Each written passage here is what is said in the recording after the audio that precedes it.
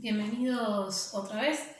Esta es la clase de Marx, la primera de las 3 clases sobre los clásicos, después de la clase de introducción.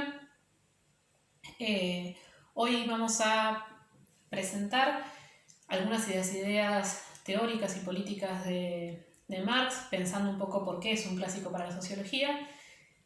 Y vamos a tener en el PowerPoint y también en el Classroom las consignas para realizar el trabajo práctico con el texto que también ya está disponible y con el PowerPoint que también va a estar subido aparte del video.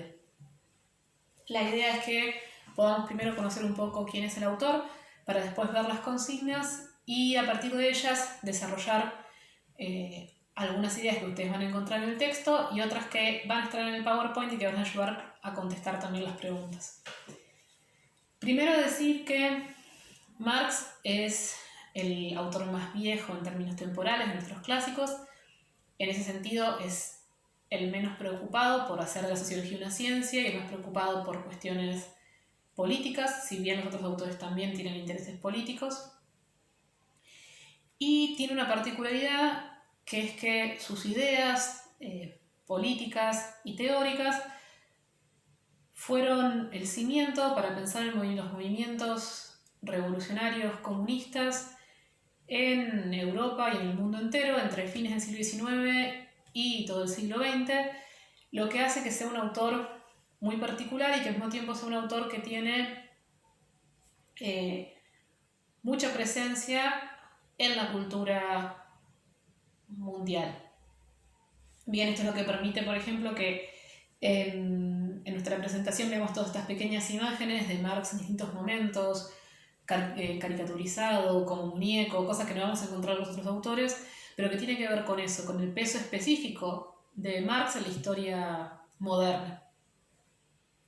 Él vivió durante el siglo XIX y en el siglo XIX vio muchas cosas. Vio una sociedad europea que progresaba, que tenía grandes avances tecnológicos, que descubría la maquinaria y lo que podía hacer la tecnología, que descubría el contacto mucho más rápido a través del ferrocarril y del telégrafo, la industria química, todas estas cosas que vimos en la primera unidad, pero que al mismo tiempo veía que la fábrica se convertía en un espacio de explotación de aquel que era el dueño de la fábrica sobre el que tenía que trabajar en ella. Como también los países europeos explotaban a otros países para convertirlos en colonias y quitarles su materia prima. Estos componentes son importantes tenerlos en cuenta para pensar un poco de dónde sale la teoría de Marx y también para pensar por qué es actual para nosotros y tiene mucho que ver con que Marx pensó una sociedad organizada en clases sociales y esa forma de organización, con algunas diferencias, va a seguir estando presente en la manera en que pensamos sociológicamente la organización social. Y eso lo vamos a ver mejor en la unidad de estructura social, pero creo que este es un punto para tener en cuenta. Como les había dicho en la clase pasada, Marx nace en Prusia, que es uno de los principados que componían lo que actualmente es Alemania, y se educó en Bonn y en Berlín como filósofo. En esa formación, Marx conoce a los jóvenes hegelianos, que son discípulos de un autor que se llamaba Hegel, que es un filósofo, y que esto lo menciono porque mucha de la obra de Marx joven discute con ellos, y también porque Hegel tenía una forma de pensar el desarrollo de la historia de la humanidad como una lucha entre opuestos en ideas, que vamos a ver que va a estar presente en la forma en que Marx piensa la historia. Se casó y tuvo 6 hijos y parte de su vida profesional estuvo muy asociada a la escritura, no tanto en ámbitos académicos, sino en ámbitos periodísticos y en panfletos y periódicos políticos. Esto hizo que muchas veces corriera riesgo de ser exiliado y fuese exiliado y que debiera pasar una buena parte de su vida entre el territorio que hoy es Alemania, Francia, Bélgica, hasta finalmente radicarse en Inglaterra. En este recorrido conoció a Friedrich Engels, que es este que está acá, y que también está acá, y este es Marx, que es un autor importante para pensar parte de la producción teórica comunista, pero que también es fundamental para que nosotros conozcamos hoy a Marx. No solamente porque lo ayudó económicamente, él venía de una familia industrial con dinero, pero con posiciones políticas más cercanas a las de Marx que a las de su familia, sino también porque fue uno de los que promovió la publicación de su obra. Entonces, mucho de lo que nosotros conocemos de Marx lo debemos a la capacidad de sostenimiento económico y de producción de Engels. En 1867, Marx publica el primer tomo de El Capital, o Das Kapital en alemán es el título original, que va a ser una de sus obras fundamentales, porque ahí lo que él va a intentar hacer es criticar las explicaciones que otros autores estaban dando sobre la forma de que funcionaba la economía en su época. Y bueno, murió en 1883. Este es El Capital, del que les hablaba, que es el último libro de Marx y de alguna forma el que condensa gran parte de su pensamiento, pero Marx produjo un montonazo de obras, entre ellas las que están acá, y hay un corte un poco entre, es lo que les decía al principio, el joven Marx, que es un Marx más filósofo, y el viejo Marx, que es un Marx más economista y político.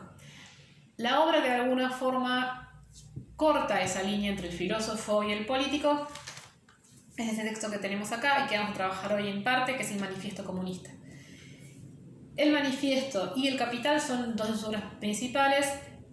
Él, como les decía, escribió y publicó el tomo 1. Cuando estaba escribiendo el tomo 2 murió y Engels juntó los borradores y lo publicó. Y después él publicó un tercer tomo que tiene algunas ideas de Marx, pero que también tiene algo de la teoría de Engels, y que discute algunas cuestiones sobre la familia, el contacto con la naturaleza y demás que Marx no había llegado a trabajar. Dicho esto, las consignas van a ser 5 preguntas. En la fotocopia ustedes tienen que utilizar estas 2 hojas.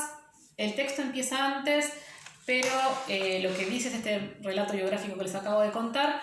La respuesta va a estar entre las preguntas en las páginas 28 y 29.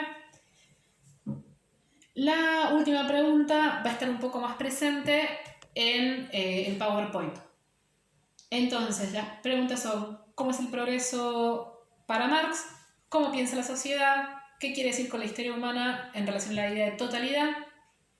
¿Qué metáfora piensa para la sociedad? ¿Y cómo se compone esa metáfora? Y por último, ¿cómo es la lucha de clases en la modernidad y qué es el comunismo? Estas 2 cosas no están tan claras en el texto fotocopia, pero están en el PowerPoint, así que ustedes van a poder contestarlo con eso. Primero, ¿cómo es el progreso para Marx y cómo piensa la sociedad? Estas 2 preguntas de alguna manera van juntas. ¿Por qué? Porque Marx piensa que las sociedades están divididas en clases sociales siempre en lucha y que entonces para progresar la sociedad progresa conflictivamente. ¿Esto qué quiere decir? Que no hay progreso sin que haya alguien que sufra como parte de ese progreso, y va un poco en contra de esta idea muy del siglo XIX de que las sociedades cada vez iban a ser formas mejores de sí mismas y que estaban como en el mejor momento de la historia. Si nosotros sabemos después que eso no fue tan así, que el siglo XX trajo también muchos avances, pero trajo terribles guerras y grandes dictaduras, y que el siglo XIX también era progreso para Europa, pero el resto del mundo no estaba en la misma situación. Entonces Marx ve un poco esto y piensa la sociedad como lucha. En ese sentido, considera que esa lucha es una lucha histórica, y ahí está algo de su materialismo histórico. ¿Qué quiere decir esto? Que las sociedades solo pueden entenderse si pensamos sus condiciones materiales de existencia. Nosotros somos no solamente lo que queremos ser o lo que desearíamos ser, sino que somos las condiciones materiales en las que vivimos, y no podemos desprender nuestra historia del mundo que nos rodea. Por eso es tan importante la idea de totalidad. Y por eso es importante pensar que no es que haya cosas que son así porque siempre fueron así, pero que hay cosas que son un punto de partida. Esto que parece un trabalenguas, ahora lo desarmo. ¿Qué quiere decir esto? Marx dice, la pobreza, por ejemplo, no es algo natural. ¿Sí? La historia ha llevado a que haya gente rica y gente pobre. No podemos decir el pobre es pobre porque quiere, porque eso no es cierto. Hay condiciones históricas, políticas, económicas que hacen que una persona o que una sociedad sea pobre, aunque intente no serlo, y gente que no ha hecho nada para ser rica lo sea y nunca haya trabajado en su vida y no tenga que hacerlo tampoco. Entonces, eso es histórico. Ahora, nosotros como seres humanos estamos condicionados por lo que pasa a nuestro alrededor. Si yo nací en una familia obrera, tengo muchas menos posibilidades de acceder a la universidad que una persona de clase media o que una persona de clase alta. Eso es una condición material y va a marcar la forma en que yo voy a vivir mi vida. ¿Eso quiere decir que yo me tengo que quedar en el lugar y decir, bueno, como nací obrero, voy a morir obrero? No, yo puedo cambiar las condiciones de mi vida. Pero para poder cambiarlas, tengo que reconocer que voy a tener que luchar.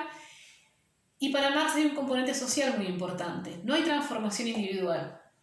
Podemos transformar la sociedad si la transformamos juntos, y esa transformación en algún punto Marx considera que va a ser violenta. Después podemos discutir si esto tiene que ser así necesariamente o no, pero es un componente de su pensamiento que en un punto es interesante porque podemos decir que quien es poderoso no quiere dejar de serlo, pero que al mismo tiempo plantea desafíos, ¿no? Bueno, ¿qué violencia estamos dispuestos a aceptar para crear una sociedad que esperamos que sea más justa? Y vamos a ver un poco qué fue lo que pasó con el comunismo cuando se intentó aplicar en términos reales. Esta sociedad que siempre está en lucha, que es histórica y que es material, ¿cómo se organiza? Marx lo piensa con una metáfora, es decir, con una imagen, que es como si estuviéramos hablando de un edificio donde los cimientos son la estructura social y los pisos son la superestructura. La estructura social está compuesta por las relaciones sociales de producción, es decir, por la forma en que nosotros transformamos la naturaleza y nos transformamos a nosotros mismos, fundamentalmente a partir del trabajo. Y la superestructura son todas otras relaciones que intervienen en la forma en que se construye la estructura, pero que al mismo tiempo están determinadas por ella. ¿Esto qué quiere decir? Que el Estado, la justicia, la política, la religión, el arte, son parte de las relaciones de producción y se pueden explicar por ellas. Como ven acá, hay una línea punteada. Esto no quiere decir que esto necesariamente produzca una forma específica de Estado, por ejemplo, pero sí que hay relaciones de producción que van a tener una lógica estatal más parecida entre sí que otras. Por ejemplo, los estados capitalistas, estados donde se protege quien es dueño de la propiedad privada, tienden a defender más al empresario rico que al trabajador pobre.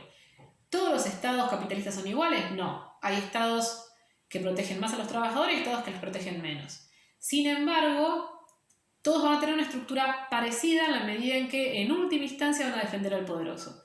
Quizás más, quizás menos. Sí, hoy nosotros vemos que se implementan una serie de políticas y que el presidente se pelea con los empresarios porque considera que están haciendo algo que es injusto. Ahora, su crítica no quiere cambiar totalmente el sistema, ¿sí? Pero sí dice, bueno, si no vamos a cambiar totalmente el sistema, que sea un poco más justo. Entonces, hay algo de las relaciones económicas que intervienen en la forma en que pensamos el Estado. Ahora, ¿qué es lo que él dice en el Manifiesto Comunista en particular? Esto que les mencioné recién está. También dice que, como les decía, es una de sus obras más conocidas porque es un escrito político, y él discute con la monarquía, es decir, con el poder establecido de la época, y también con el socialismo, que era una forma política que buscaba reformar la sociedad, esto que yo les decía hace un rato, hacer sociedades más justas, pero sin que hubiera una transformación total. ¿Y cuál es el tema? Que Marx no cree que pueda haber una reforma pacífica. Él considera que la forma en que se va a llegar a una sociedad realmente más igualitaria es a través de la lucha y que necesariamente en algún punto va a haber una lucha armada. ¿Y por qué es esto?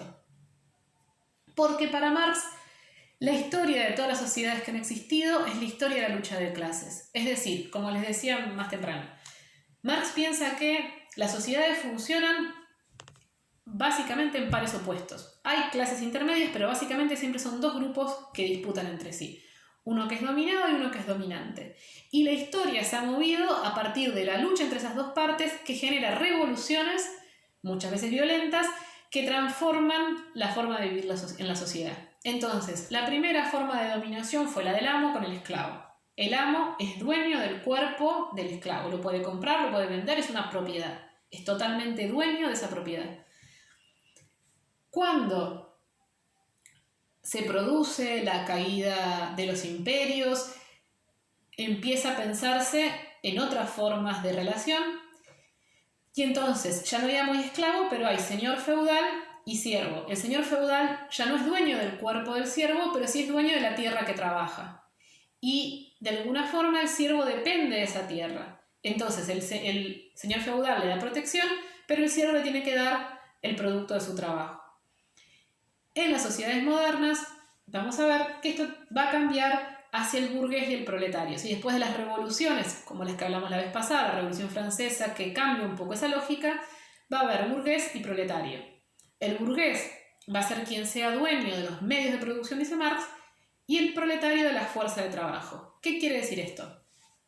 Que en esa revolución que cambia la forma en que se entiende dónde viene el poder, si el poder ya no viene de Dios, sino que viene de los propios hombres, ¿quién va a ser el poderoso? El que tenga medios para producir. Esos medios van a ser el terreno de la fábrica, el dinero para pagar los servicios, el dinero para comprar las materias primas. El que no tiene todo eso es el proletario. El que solamente tiene para ofrecer su fuerza de trabajo. ¿Por qué pasa esto para Marx? ¿Por qué pasa toda esta lucha? Porque existe propiedad privada. Porque los hombres y los estados después aseguran que quien tiene algo lo tiene para sí y puede disponer de eso como quiera. Sí, este libro es mío, quiere decir que es mi propiedad y solamente yo puedo decidir qué hago con él. Si alguien más lo necesita, pero es mío, yo tengo la decisión de dárselo o no dárselo. Ahora, esto que en algo sencillo como un libro pareciera una obviedad, cuando lo pensamos en términos de, por ejemplo, capital para producir una fábrica, es más complejo.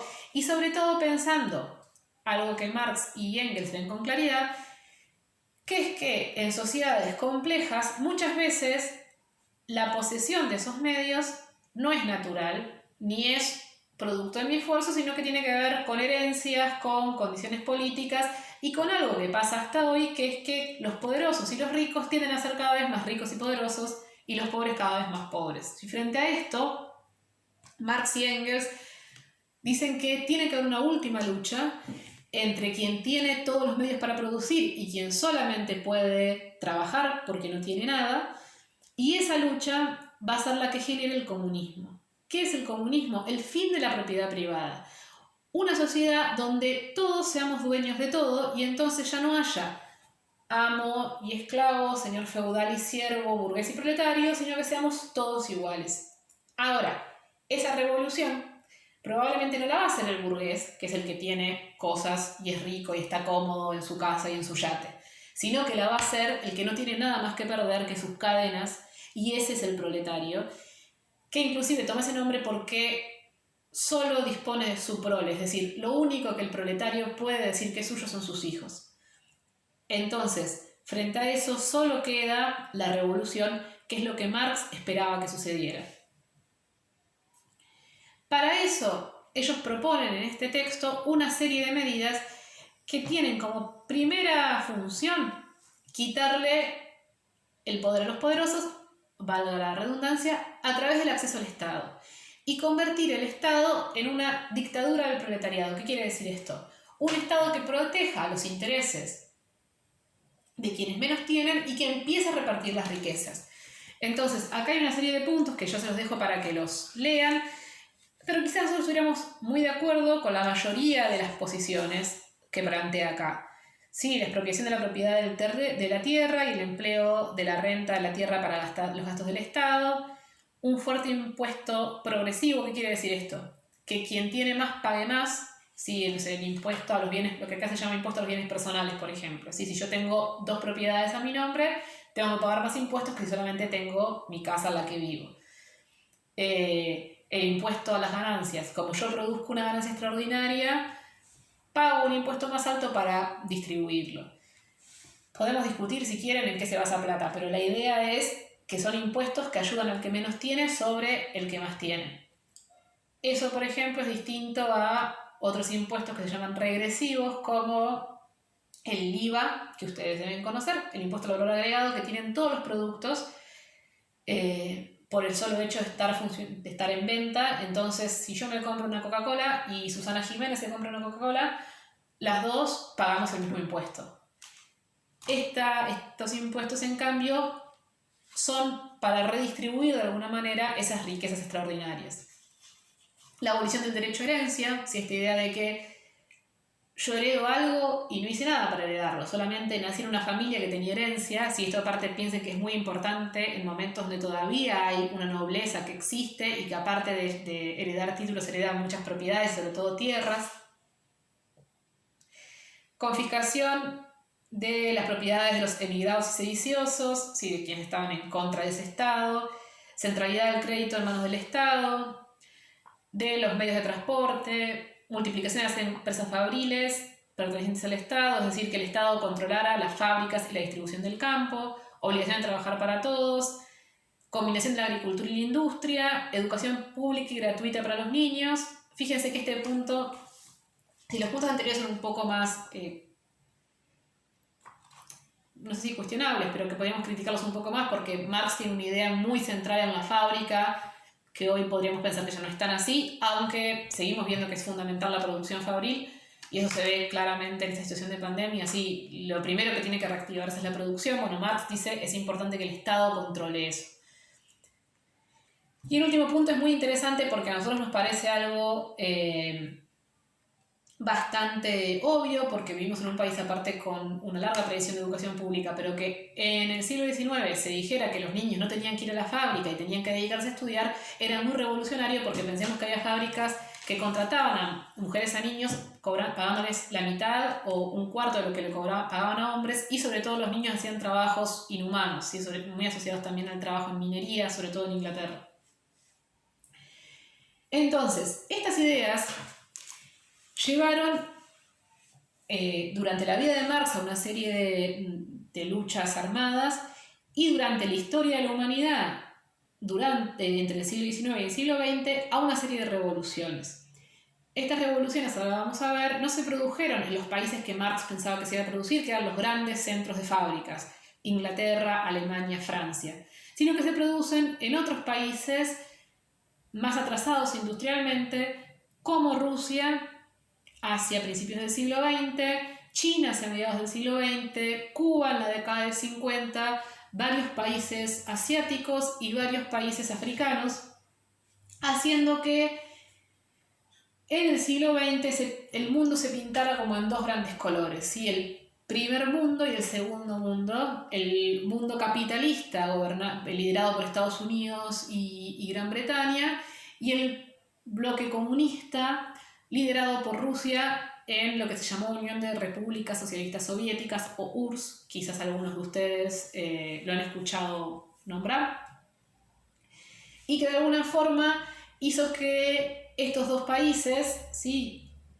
distribuyeran su poder en distintas partes del mundo y apoyaran más a un país o a otro. En América Latina en general, las relaciones económicas con Estados Unidos hicieron que hubiera pocas revoluciones realmente exitosas. Quizás la más exitosa fue la cubana, y generó todos los conflictos armados que llegaron con fuerza en América Latina a las décadas del 60 y 70, es decir, casi 100 años después de la muerte de Marx. Sus ideas seguían siendo herramienta de discusión política, económica y de lucha armada, ¿sí?, de revolución por construir una sociedad sin clases. Acá, por ejemplo, la Revolución Rusa están Marx y Engels, Lenin y Stalin. Lenin es el que lleva adelante la revolución y Stalin es el que lo sucede.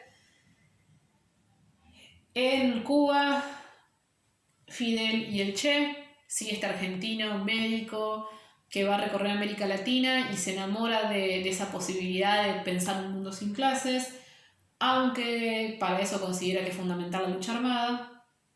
Y entonces la pregunta podría ser, ¿qué pasó cuando hubo revoluciones comunistas? Sí, nosotros dijimos que, bueno, Marx estaba pensando una sociedad sin clases y las propuestas que planteaba eran muchas muy razonables. ¿Qué fue lo que pasó? ¿Por qué el capitalismo ganó? Y aquí hay una serie de explicaciones, yo solamente voy a darles una entre otras tantas y quizás haya algunas mucho mejores, pero esta es una que tiene que ver con la forma en que venimos explicando los temas, ¿sí? Y tiene que ver con esto de que muchas de las revoluciones se produjeron en países muy atrasados industrialmente que tuvieron que hacer un enorme esfuerzo para convertirse en países industriales. Si ustedes conocen algo de la Revolución Rusa, los primeros años fueron terribles, de muchísima hambruna, hasta que pudieron generar toda una carrera industrial que en pocos años, proporcionalmente a lo que había tardado en Europa, lo lleva a ser un país fuertemente industrial, con carrera espacial inclusive, con producción de armamentos, con expansión del territorio. Ahora, para poder hacer todo eso, necesitaron un Estado fuerte. Y ese Estado fuerte, esa dictadura del proletariado, que tenía que durar un tiempo para que se organizara el comunismo y después no iba a hacer más falta porque ya no iba a haber explotadores explotados, sino que íbamos a ser todos iguales, terminó convirtiéndose en estados dictatoriales que generaron riqueza para quienes gobernaban y pobreza para el resto del país. Sí, esto fue bastante evidente en Rusia después de que Lenin muere y Stalin toma el poder, donde todos aquellos que pensaban distinto o que eran sospechosos de pensar distinto o que eran sospechosos de pensar distinto como pensaba Stalin fueron acusados y perseguidos y exiliados. Entonces eso generó un nivel de violencia y de falta de libertad que hizo que hacia fines del siglo XX se viera como una opción más interesante la que ofrecía el capitalismo. Les recomiendo la película Goodbye Lenin para ver un poco estos cambios que tiene que ver con el fin del comunismo en una parte de Alemania después de la Segunda Guerra Mundial. Y la pregunta un poco de, bueno, ¿hasta qué punto es posible pensar una sociedad sin clases donde seamos todos iguales y al mismo tiempo podamos ser libres? Que creo que fue un poco la discusión. De alguna manera el capitalismo nos ofrece libertad, cada uno puede hacer lo que quiera, pero sin igualdad, porque cada uno es dueño de su propio destino y como bien decía Marx, ese dueño de su propio destino es relativo al lugar en donde nacimos y a las condiciones materiales con las que contamos. Y el comunismo planteó igualdad, pero a costa de las libertades individuales. Quizás el desafío es encontrar una tercera posición. Lo que sí es interesante es que inclusive aquellos países que no adoptaron el comunismo como forma de gobierno, sí vieron la necesidad, por miedo a que se convirtieran en comunistas, de mejorar muchas de las condiciones de vida de los trabajadores. Y entonces podemos decir que las izquierdas políticas colaboraron fuertemente a generar derechos para el trabajador en distintos países del mundo y que en ese sentido es un aporte interesante. Entonces, políticamente Marx tuvo aportes muy interesantes y en términos teóricos nos dio estas dos ideas que son importantes. Que son importantes las condiciones materiales en las que vivimos para entender nuestras trayectorias. Si nosotros no podemos pensar que podemos hacer lo que queramos socialmente, aunque suene un poco crudo esto, sino que nuestro punto de partida en el juego de la vida condiciona lo que vamos a hacer después, y que una forma de comprender la organización social está muy atravesada justamente por esto, por los niveles de ingreso, si se quiere, en la forma en que hoy se miden las clases sociales, o por quién es dueño de los medios de producción y quién es dueño de las fuerzas de trabajo, ¿sí? Esta es una primera presentación de Marx. Hay algunos componentes más que podríamos trabajar, como la idea de lo que el capitalismo llama ganancia, Marx lo llama plusvalor porque considera que es trabajo que el empleador se queda de lo que produjo el trabajador, pero me parece que es un poco más complejo para pensarlo en esta plataforma. Igualmente, si a ustedes les interesa y quieren que sigamos hablando de Marx, podemos seguir hablando y de algunos otros autores más.